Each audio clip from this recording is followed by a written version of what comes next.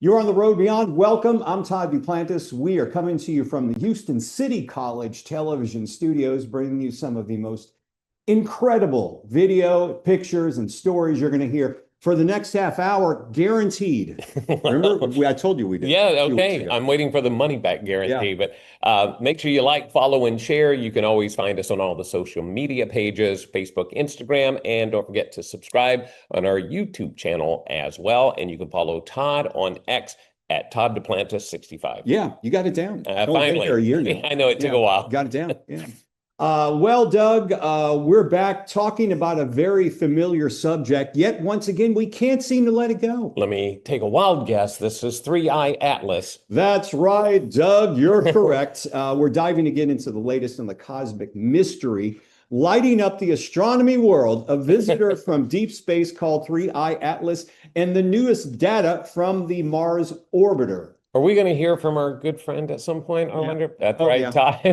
The European Space Agency's ExoMars orbiter just sent back some fresh images of the interstellar comet or whatever it is, because we're still not 100% sure. And scientists are buzzing. And yes, even Harvard astrophysicist Dr. Avi Loeb is calling this one unusual. He's getting more press these days than Donald Trump. And when Avi calls something unusual, it means buckle up. Absolutely, 100%. So here's what we got.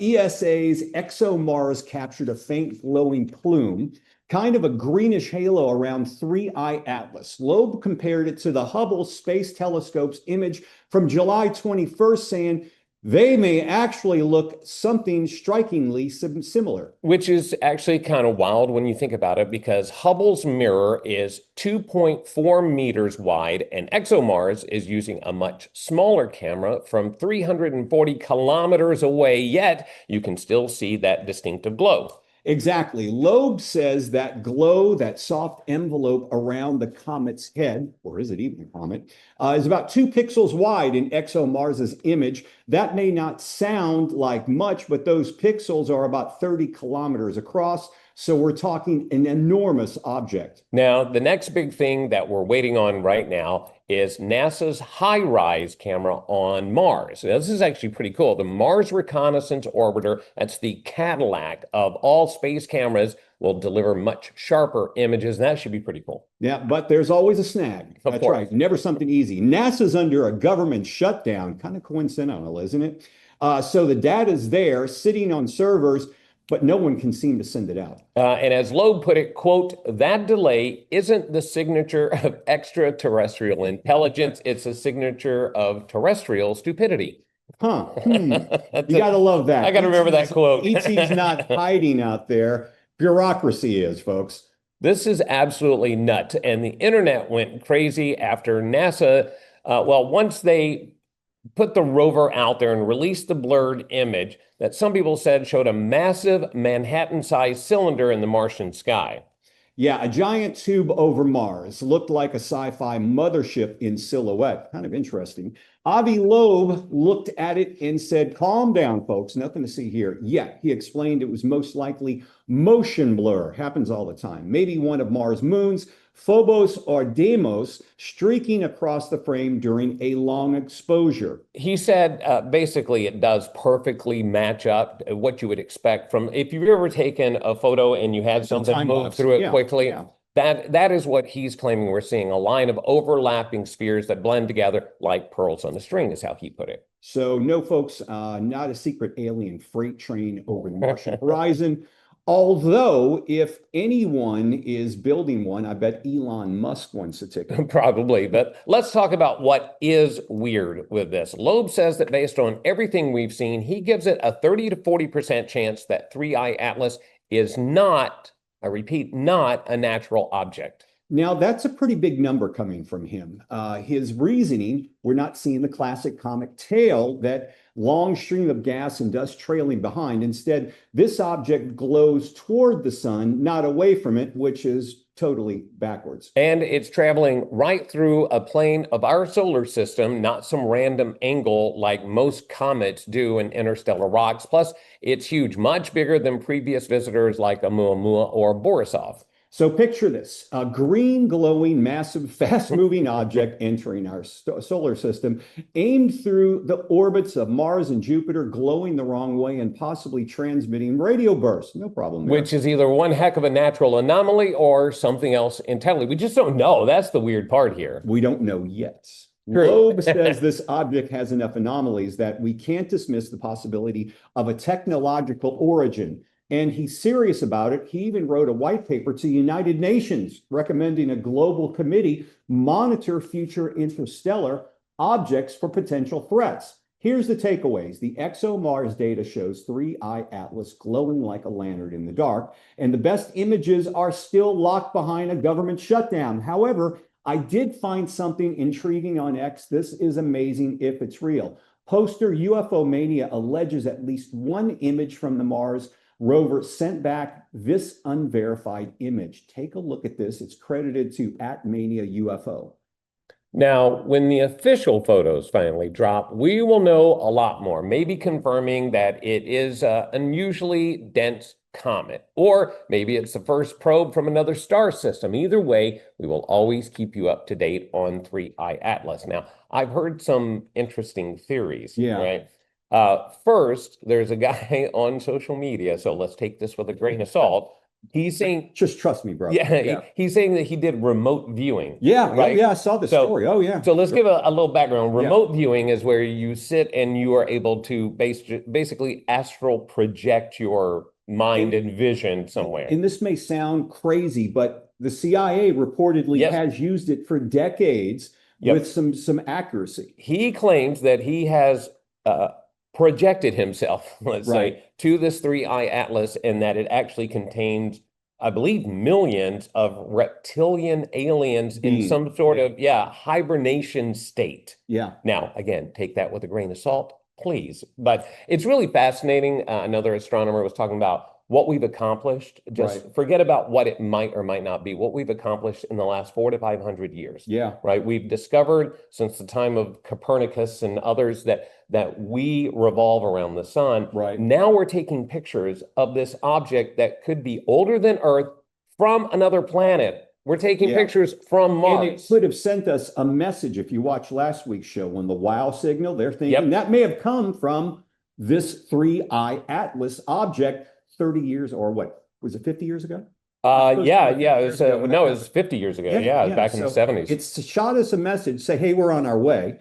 We didn't know what to do with that. It's like getting a text back in 1980. You wouldn't have got it, but now you do. And think about what we Back to the Future. Well, think about what we're going to know 50 years from now. You know, with all the technology and everything. They'll be looking at us like this. But we'll have another month or so before we finally kind of get a really good idea of what this 3I Atlas is. I think it's going to be here just in time for the Super Bowl. Right. You think that's going to line up? It's the special guest. I think it's lining up with the holidays. Going to join us, coming for gifts. Remember the old pet rock? We should make the 3I Atlas pet 3I Atlas. I'm telling you, something there. $1 billion idea. Did you bring a pen? Actually, you'd be prepared. Yes, I'm ready. I got it. I'm going to make a note. Okay. All right. Make a note. Return after the break because we've got a couple of things going. We're going to take the interstellar route and talk about a swarm of asteroids. Yes, this is actually really cool. This just came out within the last few days, and it's fascinating. Swarm of asteroids may be related to 3I Atlas. We just don't know yet. We haven't gotten the message, or we got it like 40 years ago. And we're also going to be taking you back down to Galveston with some pictures the Ghostess of Galveston sent us. Pretty amazing stuff from the Grand Galvez, which will be at the end of the month.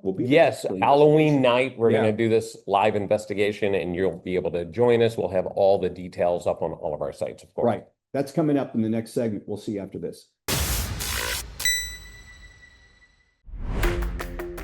Why wait on your dream job? At Houston Community College, tuition is only $33 per credit hour. With flexible schedules, over 100 programs, and campuses across Houston, HCC makes it easy and affordable. Your future for less. Houston Community College. Move your future forward. I think it's just vapor with flavor. It won't hurt my kid like cigarettes, right? Vaping is safer than smoking, isn't it? there's really not even that much nicotine in them, right? My kid? My kid Knows it's dangerous.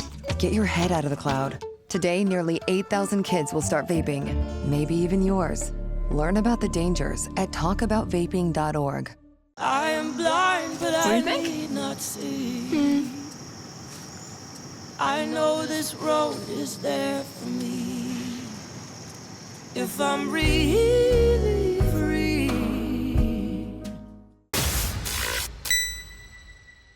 Welcome back to the Road Beyond podcast. I'm Doug O'Brien from Houston's Eagle, along with this guy. Todd Duplantis, not from Houston's Eagle, from Houston City College. Glad to have you here with us. Talking about Three Eye Atlas in the last segment. There's always updates to be had. I'm sure we'll have another one next week. But on a similar note, we're wondering if a swarm of asteroids, that's right, asteroids, discovered by the Vera Rubin Observatory, which we told you about a few months ago, might not at all be rocks. So get ready, cue the X-Files music, go, and dude. don't blame me, all right? Blame the internet. All right, facts first. The Vera C. Rubin Observatory in Chile, just wrapped up a test run, and in 7 nights, it found 2,104 new asteroids, 2,000 in a week. That's more productivity than I've had since 2020. Now, the cool thing is that this hasn't even officially opened yet. The telescope is in its commissioning phase. But even at half power, now think about that, half power, the Rubin managed to spot 2,104 new asteroids and redetect another 1,800 known ones. They're calling it a swarm. It's a massive cluster moving across Rubin's wide field of view. And that's where the internet kicked in. Cue the internet. Hyperspeed, that's right, because apparently the word swarm set off every tin hat alarm online. It did. Within hours, hashtags like hashtag asteroid fleet and hashtag Rubin UFOs were trending. Some users even wrote the swarm formation looked too organized, like a fleet of ships moving in sync. And it really does look like that. It's pretty amazing. Others claim they zoomed in on Rubin's data and found lights or symmetry. Really? Pixels. Really? They're Okay, pixels. Pixels, yeah.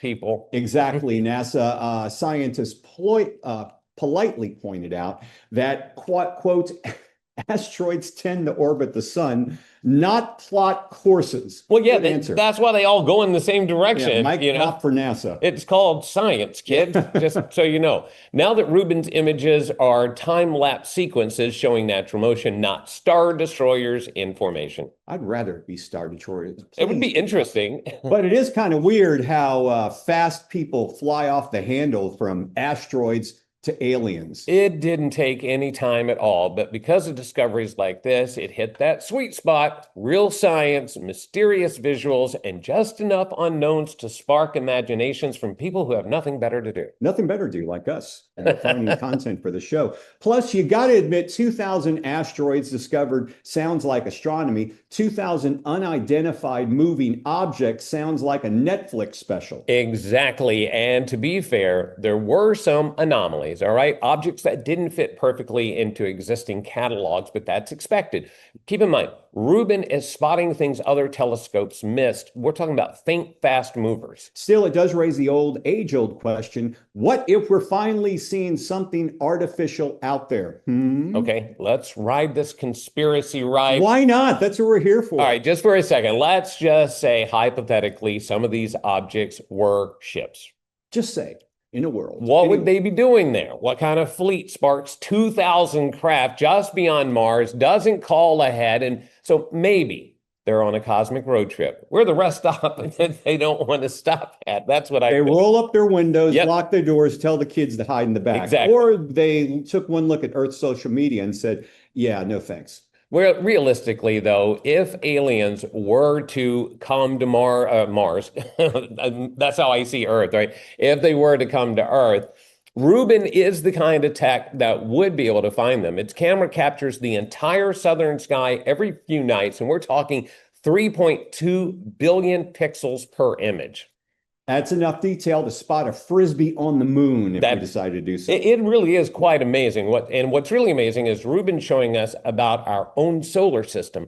thousands of new asteroids, including 7 near-Earth objects and a preview of the data flood we're about to get. Because remember, it's only running at half power. Right. Wait till it gets up to full speed. Think about what's going to happen when it officially goes live next year. And scientists think it'll discover millions more. That's a full-on asteroid census. If any of them do turn out to be spaceships, all right, At least make it to the Super Bowl. Yes, and we won't get caught off guard No. because the Reuben is out there watching. But if they come from the north, we're kind of screwed because it's only looking south right now.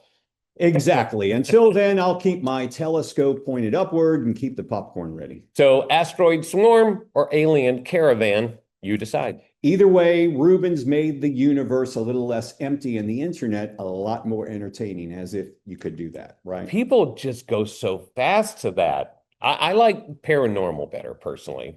Speaking of paranormal, Who knew? yeah, Who knew? we've got something happening at the end of the month. We're going to be at the Grand Galvez with a bunch of ghost hunters, recording the whole thing live, and we're going to bring the show back to you in the the following shows after that. So keep that in mind. October 31st, Grand Galvez. I think there are still tickets online that you can purchase those. It's called Beyond the Veil. We're going to show you the poster for that, and you're looking at it right now. But I'll be out there. You'll be out there. Absolutely. A number of ghost hunting groups. And we're going to have groups. We're going to have all kinds of technology, and we're going to have plenty of cameras. Everybody's going to have their cell phones. So I'm hoping we're able to catch something because that, I don't know, that is just so fascinating to me. It's some incredible stuff. The woman who's running this, she's been a guest on the show. Melissa Hall is her name. She's the hostess. No, the Ghostess of Galveston. Yeah. She's a hostess, but she's also the Ghostess of Galveston. Correct. Title. Yeah, this thing is it's fun. We have photos that she sent us, right? Yeah. She was going to join us today. She had a family emergency, so she's sent us these photos, and I've got some notes behind them. So at the Hotel Galvez, now called the Grand Galvez, there's a famous bar called the Brown Bar, and she sent us a picture. And if you look at the picture, you're going to see something.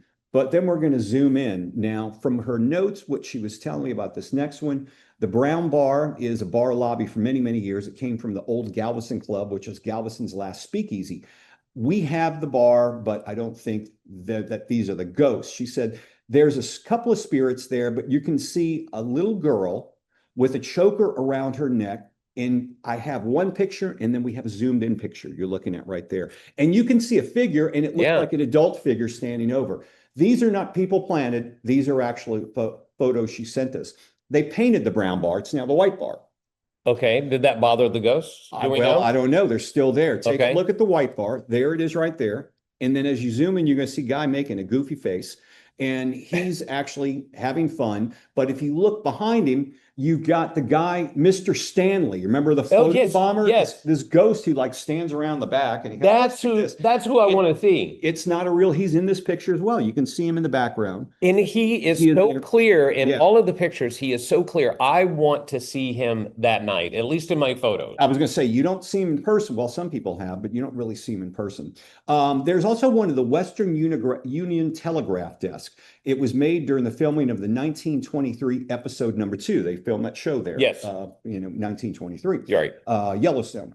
It was just a blank wall with a closet on the other side. Look in the plexiglass. You can see the female spirit that she feels is from the 20s and a gentleman right behind her.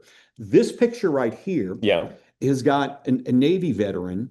In this area, they believe Navy personnel occupied at one time during one of the wars, and you can see a shadow over to the left. Absolutely. And these guys had no idea. They didn't feel anything. They didn't notice anything. No. That is so crazy to me. I cannot wait for this. We've got a lot going on. This next picture, sit back, because I think this one's probably the most disturbing.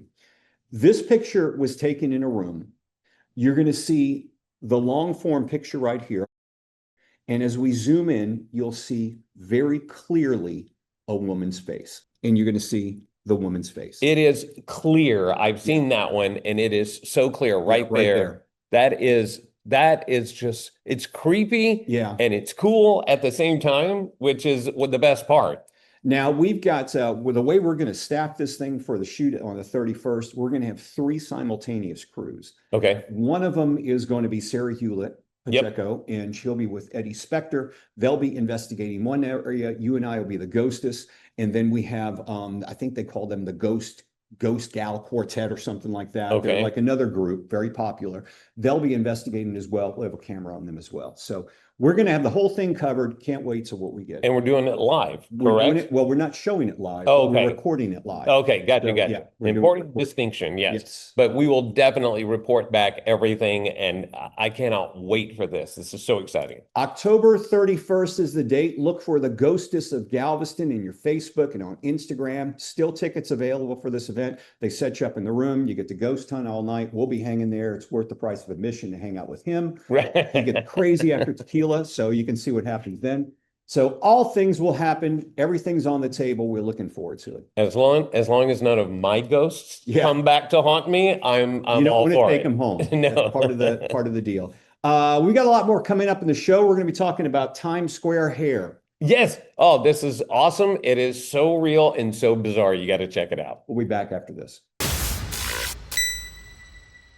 My daughter started making necklaces. She makes what we call affirmation fashion. I tell her every day that your black is beautiful. Your black is beautiful. Your black is beautiful. And if there's anything better than being beautiful, it's being smart. And if there's anything better than being smart, it's being kind. And reaffirming that every day is our method of making sure her chin never drops. I'm a first-generation Filipino American. You don't always feel you're a part of the country you live in. It's this weird middle space sometimes that you have to live inside of. But when you meet others that are also living in that space, you'll learn to know that it's its own unique space too.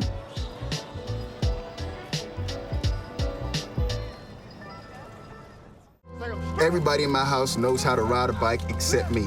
People ask, how your children learn how to ride a bike and you didn't? I didn't teach them. I just created an environment where they taught themselves, and all I had to do was be there.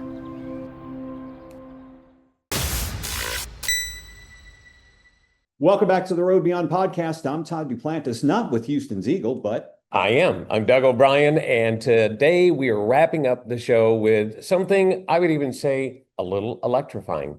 See what I did there? So here's what's going on. This is taking place in New York around Times Square, right? Bright lights, Broadway, and apparently involuntary 80s hair metal makeover, and we don't know why. Yeah, that's right. There's a mysterious spot in Times Square where people's hair literally stands on end. No hair gel, no Aquanet, no Motley Crue in the background, just static electricity rocking out straight out of science class. Here's what's going on. Here's what we do know. On 41st Street and 7th Avenue, right near the New Amsterdam Theater, people walk over a subway grate and zap, their hair goes full Einstein, sticking straight up. It's a thing. It's been documented as far back as 2014 on TikTok. It lit up with people sharing photos and videos of their hair just literally standing up like they were auditioning for auditions of the next Beetlejuice movie. A watchmaker from New Jersey even snapped some photos of strangers with electrified hair. He says he could feel a weird buzzing sensation, and now he avoids that side of the street. One woman even thought that a bee stung her on the nose,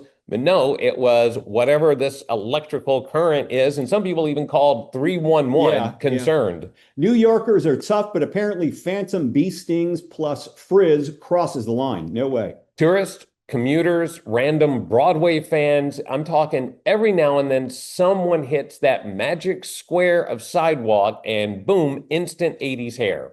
So what's causing it? Well, they really just don't know. Not quite sure. Scientists say static like that usually doesn't happen outdoors, especially not on hot, humid days. So there is one theory. One theory is that something nearby is charged up, whether it's a billboard, construction gear, maybe even the subway ventilation, the belts below, but they don't know.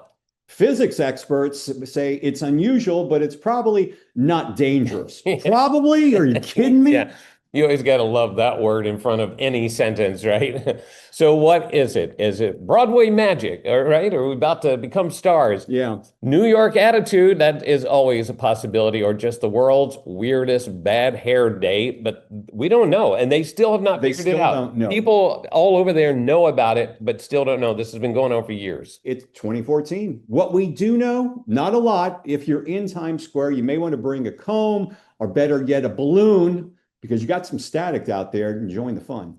I always wanted to go visit there. Last time I was up there, I wasn't there long enough. You need like a week or two to really enjoy New York. But the weird thing is, no one really was talking about it. I think it's still Did you go by there? No, we stayed more in the village because Times Square, it's just madness around Times Square. But it's a weird thing. You told me about the story first, and I thought, it's kind of weird. But then I got into reading it, and I mean, I don't know about you, but if I'm walking down the street and I'm feeling electrical current going through me, I'm really going to be questioning my decision making and walking forward. Well, I immediately thought of Ghostbusters. Yeah, how the current is bringing out all the ghouls and ghosts. But it is the weirdest thing to me.